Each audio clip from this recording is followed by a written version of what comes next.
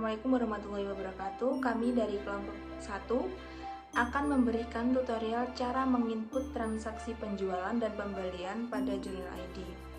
Sebelumnya, saya Vicky Nuraini NIM 243 selaku moderator dan anggota kami yang pertama yaitu Anis Nur Hanafiyah dengan NIM 240, Milda Hairiza Zafira NIM 241, Hasin Husniyah NIM 242, Dwi Ayu Lestari 244, Fariza Kurnia Mayasari 246, Aulia Gusti Humairoh 247, Laksita Arum Kinanti 248, dan Ainul Yakin 249. Baik, pertama kita masuk pada akun kas dan bank.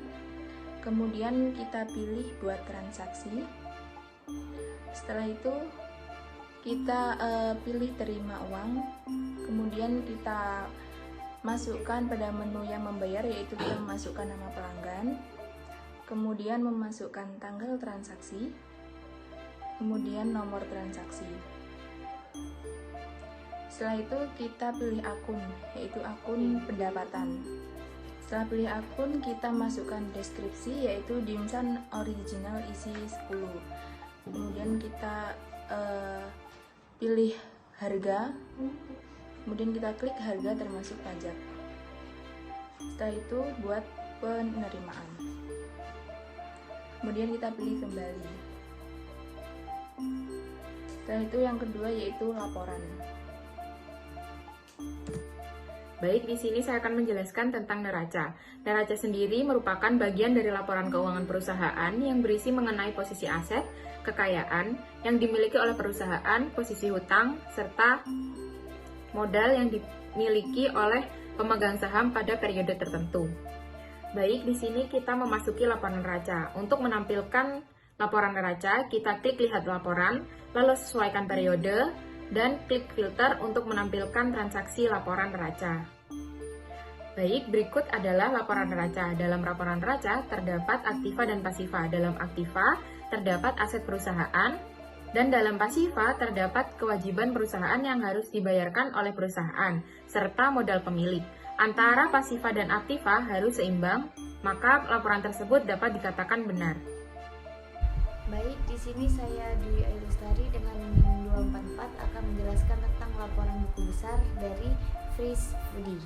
Buku besar sendiri adalah buku yang berisi kumpulan akun-akun perkiraan yang terkait dengan pencatatan transaksi keuangan yang mengikhtisarkan buku pembantu yang berisi semua daftar perubahan laporan keuangan dari suatu entitas atau perusahaan. Untuk menampilkan laporan buku besar, kita klik lihat laporan, kemudian sesuaikan dengan tanggal awal, kemudian tanggal lahir dan periode, kemudian klik filter. Istilah pencatatan dalam buku besar bisa kita sebut dengan posting yang dilakukan saat kita telah selesai melakukan pencatatan pada jurnal umum.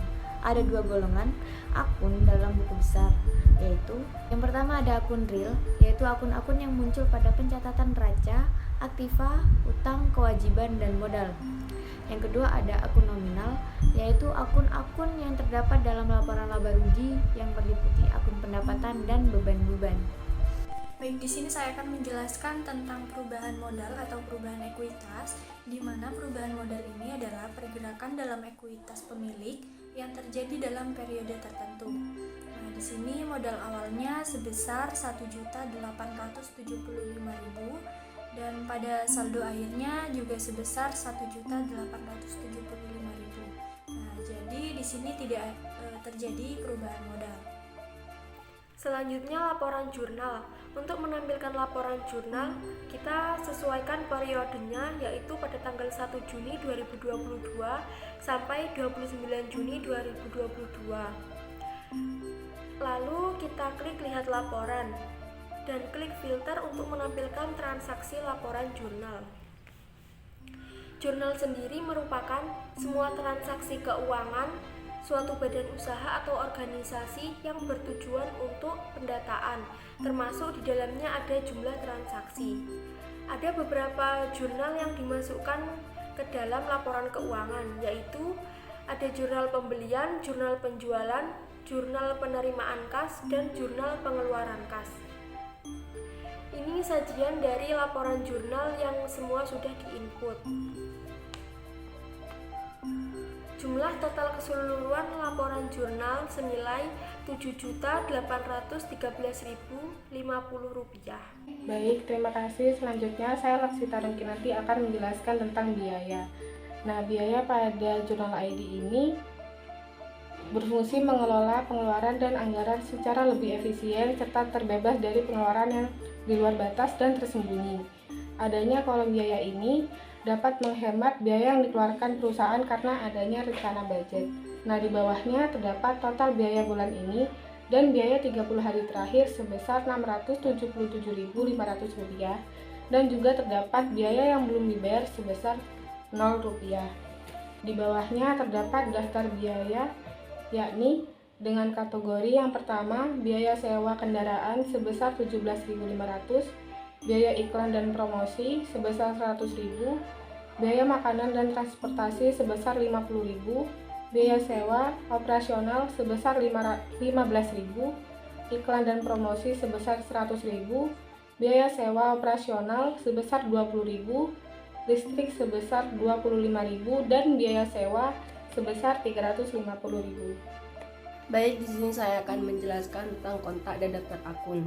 Yang dimaksud kontak sendiri itu terdiri dari beberapa orang atau pihak yang sudah melakukan transaksi dengan perusahaan kita. Yang selanjutnya daftar akun. Di sini daftar akun itu terdiri dari kas, rekening bank, giro, piutang usaha, piutang semua, terus sampai ke bawah itu kita menaruh saldo itu di sini. Jadi di sini kita membalancekan. Kalau jika di bawah itu sudah nol berarti sudah betul. Baik, di sini saya akan menjelaskan tentang aset. Aset adalah sebuah sumber daya yang dimiliki seseorang pemilik usaha atau perusahaan yang diharapkan bisa menghasilkan pemasukannya untuk bisnis ke depannya. Di dalam akuntansi, aset juga kerap dikenal sebagai harta milik perusahaan atau juga aktiva. Karena aset merupakan harta yang dipunyai sebuah perusahaan, maka harus dimasukkan ke dalam saldo kredit. Saldo debit bukan kredit. Selanjutnya adalah aset yang dapat disusutkan atau aset tetap. Aset tetap itu adalah aktiva yang memiliki sumber penyusutan atau juga depresiasi, misalnya seperti bangunan atau gedung, peralatan, kendaraan, mesin-mesin, dan yang lain-lain. Baik, kemudian masuk ke tahap penyusutan aset.